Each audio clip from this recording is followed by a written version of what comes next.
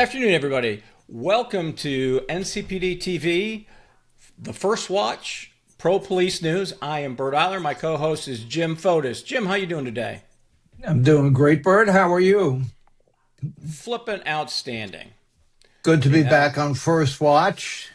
See yeah. your. And this is our you know second time that or episode two. Um, Moving forward, I think we had a great first episode with Henry. I believe he'll be coming back for our two cops and a brother segment. He should be coming on in a little bit. But just getting started, I thought we could talk a little bit about some current events, Jim. I wanted to ask you your thoughts on the American Save Act, which on the Senate side, I don't know why they can't get it passed, but I just want to put it by you on that. What are your take? Well, What are your obviously, takes I on that? think the SAVE Act is extremely important to the country due to the fact that it has funding for Homeland Security in it. And as you saw today, and yesterday, they had the hearings for Mullins, who's going to be the new Homeland Security secretary. And we know that the SAVE Act is going to require that you show ID if you're voting in this country at the federal level, which we have never had, which you and I had chatted about before the show. Hmm.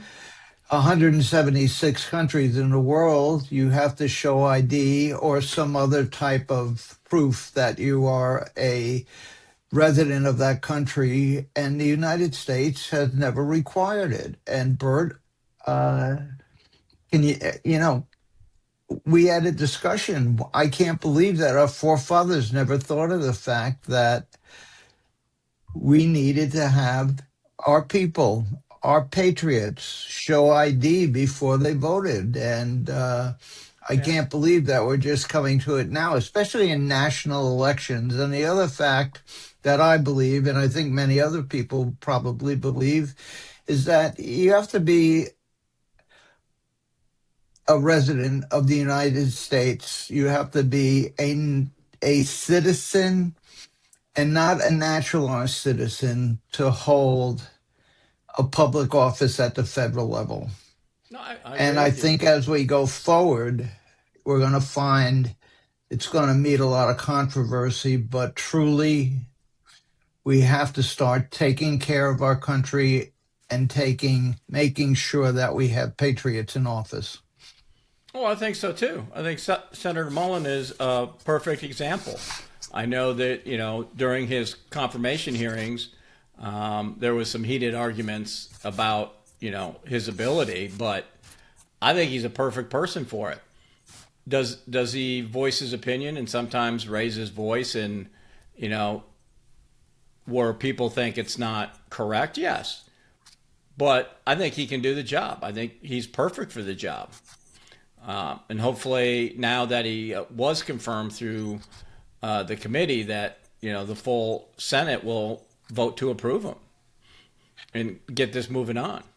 It seems that not only the Republicans, but the Democrats also like Mullen, and I think he will be confirmed by the full Senate. And we also chatted about the SAVE Act, and I know you said that John Kennedy had thought, and I think it's a very good thought, that we pull the Homeland Security out of the bill, vote on the bill first, get that passed, and then bring Homeland Security up when it goes to conference.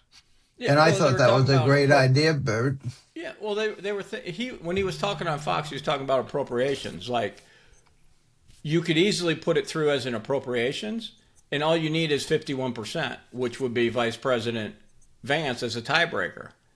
But one thing he was talking about, well, if you pull out the ICE information, vote on everything else and get passed, then you bring it back for reconciliation and you pass it that way. Why not save time and just do a reconciliation on everything? and I thought that was a very good point.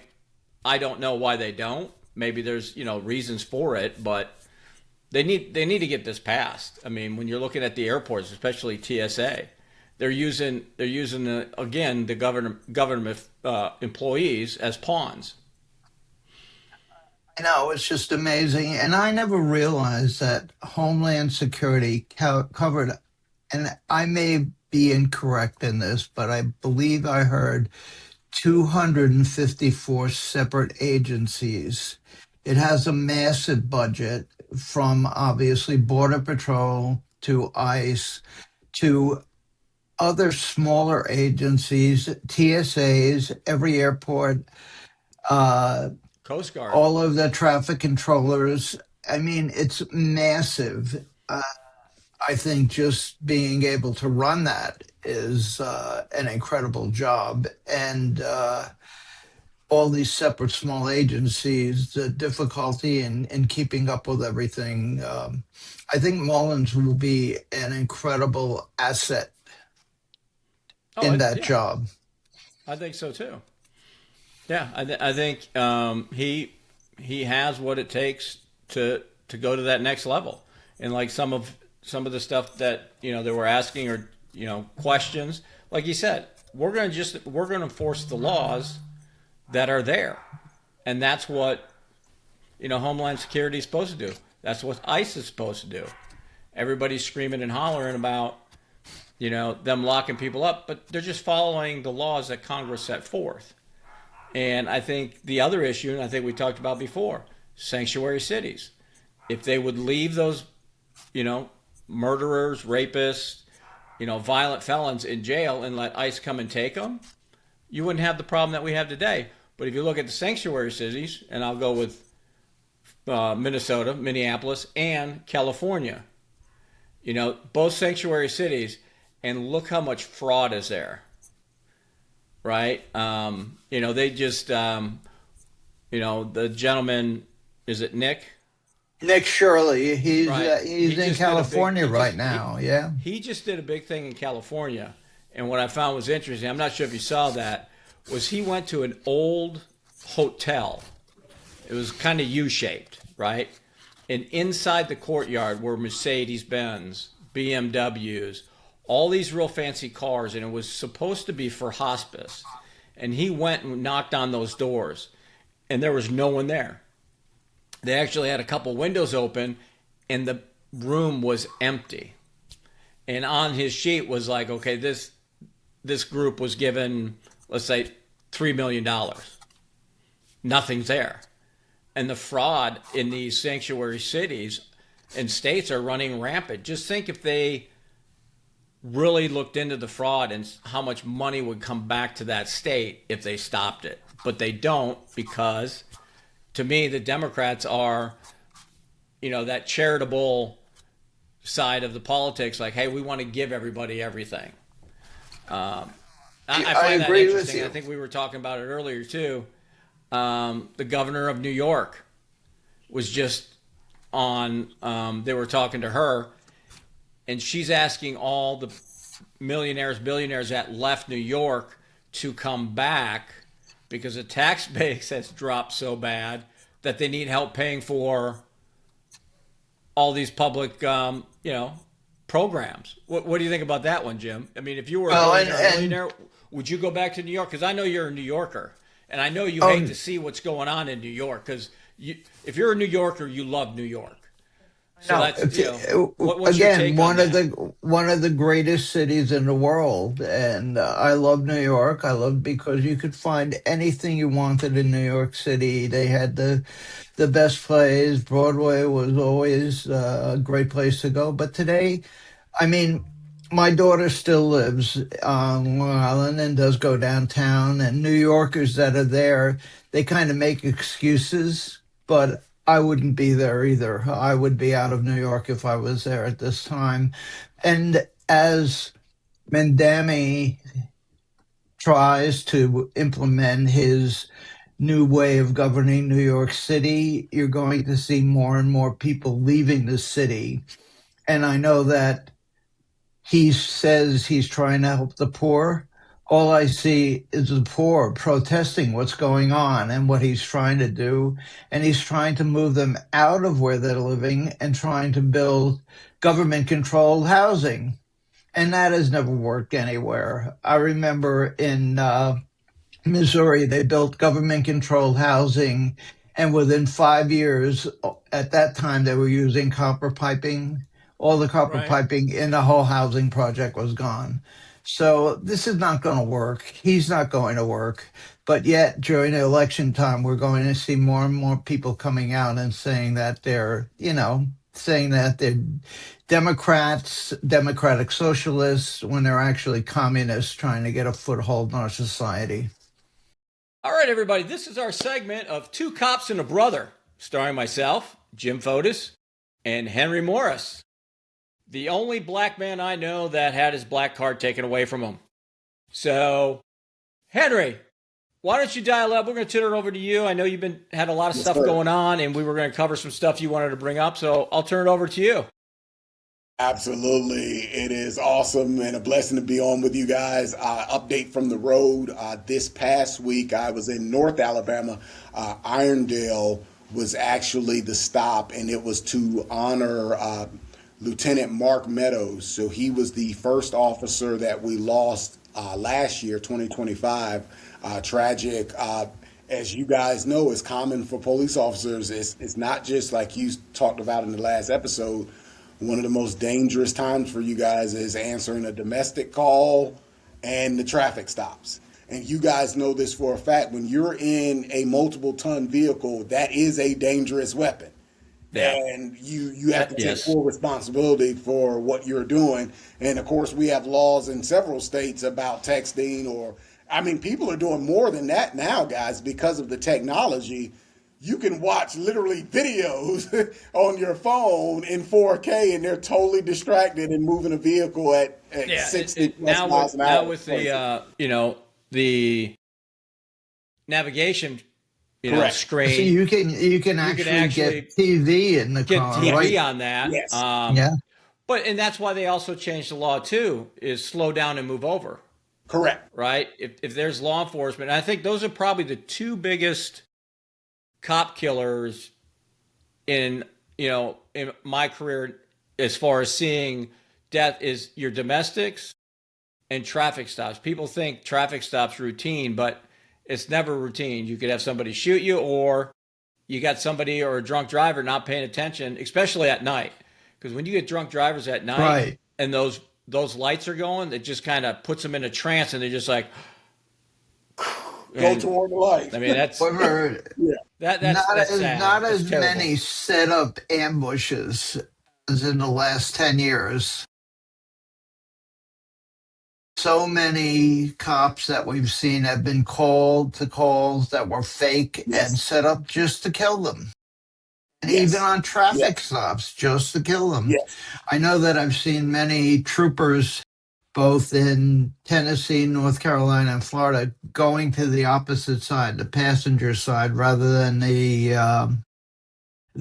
driver's side, just to get out of the main road. Yeah. And And most of the I training's think like it's that. good, but it's also uncomfortable. I mean, I don't think I'd ever be comfortable as a cop going to the opposite side. I don't know how you feel about that, Bert. I think it's getting used to it. I mean, my career, I always went to the driver's side. That's the way I was taught. I think now they're kind of teaching to go on that other side. And then sometimes when I did work midnights, I would change it up. You're blinding, especially at night, because you got your spotlight. You're blinding the driver through the rear view mirror. That's why you're using the light so they can't see you. But if something's going to happen, especially late at night, they're always going to think you're coming to the driver's side, so they're always looking there. So at night, a lot of times you would go to that passenger side because they're anticipating you here. During the day, I think sometimes it doesn't really matter because they can see you no matter what in the daylight. Yeah. But I think it really comes down to where you're at. I think, your state troopers, when you're on the interstate, I think most of the time, safety wise, it's better for them to go on that The other passenger side, side. yeah.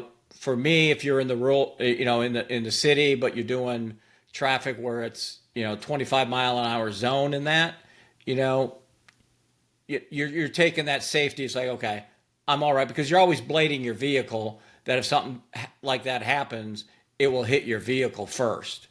But sometimes, obviously, with him, it didn't. So that's pretty sad. And again, I'm really happy that we're working with you with our back to badge 911. And you had mentioned Yes. that, for everybody, we have made some challenge coins for Henry to take with him when he does his That's right. his thing, and that's why we're partnering with him. And we're just going to keep moving forward on that. So, you got anything else on that case or any other cases coming up? Yes, the just what you guys were saying, it transitions perfectly into the most recent line of duty death we had a week ago, a little over, which was just what you talked about, the state trooper in Pennsylvania, and that was Corporal Timothy J. O'Connor Jr. Now, this was exactly what you guys described. The reason why he was pulled over is because multiple people called in about a guy driving like a maniac.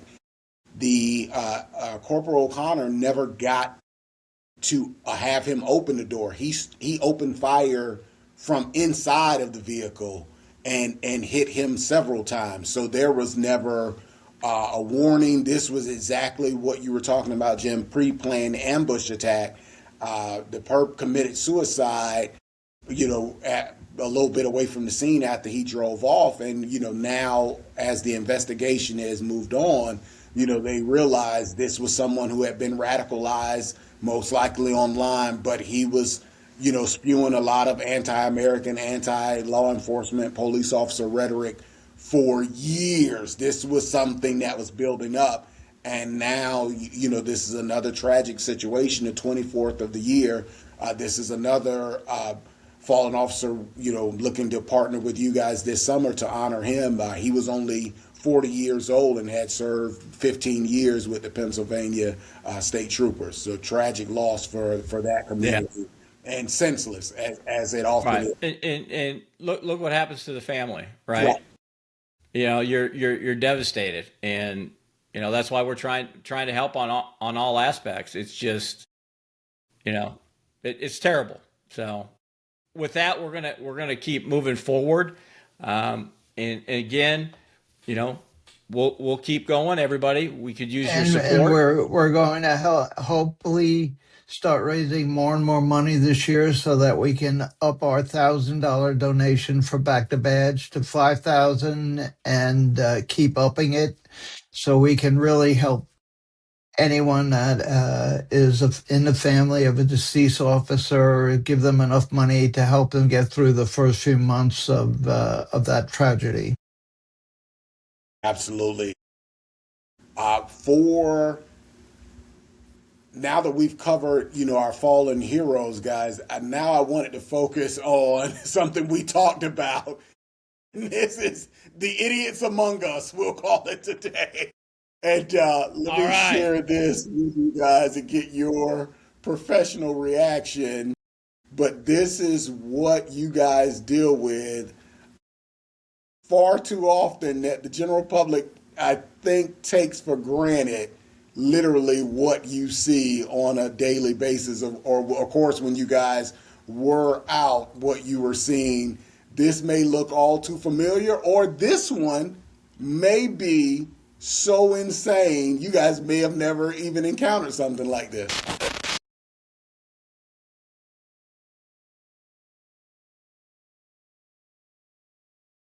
Typical traffic stop. He's coming on the passenger side, like you guys said.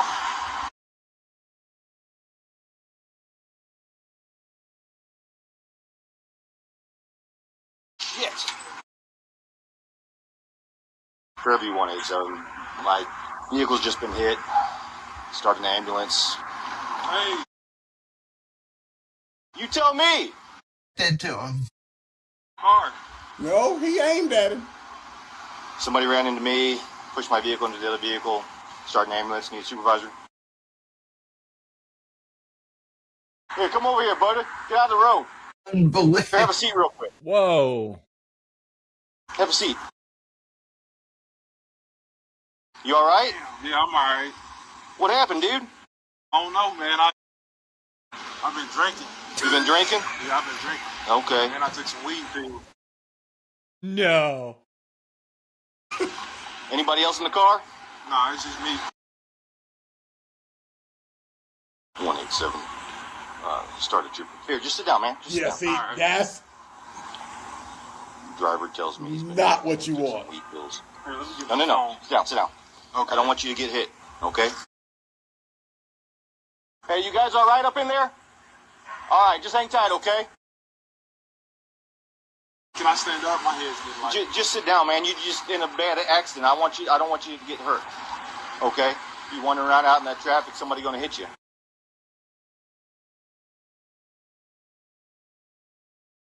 Wow. I don't think he would I got pass the insurance. sobriety They ain't gonna test. I'm cover just that, gonna put that out there. Well, I don't know, but that's not what No, we're concerned no, about right now. I don't think he will. That's okay, all right. that Well, it is what we gets call a textbook DUI. I did that on purpose, sir. Well, you hit me on purpose? Yeah, I did. Why is that? Bored? Did he just say he purposely hit You him? ran in the back of me on purpose? Yeah. Why is that? I hate cops, man. Yeah? We got an ambulance coming, okay? All right. All right. They gonna take me home or I'm going? I don't know. You ain't got no weapons on you, do you? No, sir. All right. Go ahead and put your hands down.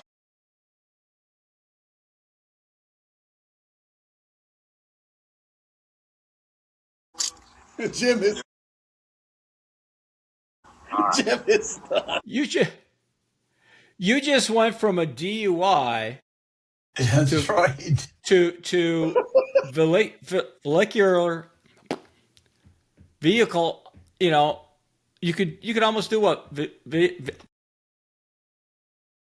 could be attempted homicide. Yeah. You know, Bingo. vehicular manslaughter. That's I the don't word know. I was looking for. Yeah. Henry will have some fun with my wordage. Well, Yeah, you I think went he from was still you went trying to from process you what went from a just saw. DUI. Well, you went from a just straight DUI. Yes, I was drinking. That's what I was thinking when you were showing that. I'm like, oh, that's textbook. He where he was in the road. You know, he couldn't really blade it, his cruiser. So he's in that. So he knew not to go because he'd be right on the edge of the road. So it was officer safety, come to the other side. You know, because you think about it, if he didn't go to the other side, would that guy have tried to hit him take while him he was out. up there? Yeah. Take him out. Yeah. Yes. So Well, he made the right he judgment, said but he did it on purpose. I mean, I would bet that they find that he accelerated because he definitely destroyed his car. I think Yes. actually he was going after him when he was trying to walk around. He probably accelerated to try and hit him. Yeah. Yeah. I agree. The last Wow. thing Now, I let me expected ask was you him to guys, get have up you and ever start seen running. something like- No, unbelievable. Ever seen anything like that where somebody says, "Hey, I'm drunk, but I hit you on No. purpose because I don't like cops"? No. No, I never That's had a new anyone one. say that. Henry, you got a new one. I'm 1 for 1. That I was am that was a good one. On you might be a crackhead. I'm And like, That he was even yeah. said he had definitely a weed. good When one. he was drinking, he tells the cop, "I've been drinking and I've been chewing weed." Right. Well, what gets me is what really actually gets me kind of upsets a little bit is how nonchalant he was. Like, yeah, I don't like you. Yeah. And I was intentionally going to hit you. Yeah. When you first showed Wow. That was just, the cop car and the car in the stopped car, I thought they backed into him, Yes. into the police car. And then when I saw that car, I couldn't believe it. Unbelievable. That's why I love you guys' live real time reaction. So the audience is seeing it you're seeing it the first time they see it, and I didn't want to give you too much of what happened because I knew that this would blow your mind and everything you saw in real time training and what you lived, because this is the type of idiots you have to deal with. yeah. every day. I mean, grumpy old vet right here, right? Besides being a vet, grumpy old cop. But it's crazy the that craziness. I mean, even with during Jim eras and my era, I've never been hit. Well, I have been in car accidents where people have hit me, but it was those were accidents, not to the point of, yeah, I wanted to hit you. I don't like cops. I'm like, that kind of shows you where society is kind of going. Bingo. And Right. why Yeah. it's so much more dangerous, and why Absolutely. the rhetoric needs to stop. Because when you have your local, state, and federal coming out and saying, don't listen to cops, fight the cops, Yes. and all that, this gentleman right here, he's bold enough to like, I don't like you guys. More than likely, nothing's going to happen to me in court anyway, so what's the big deal?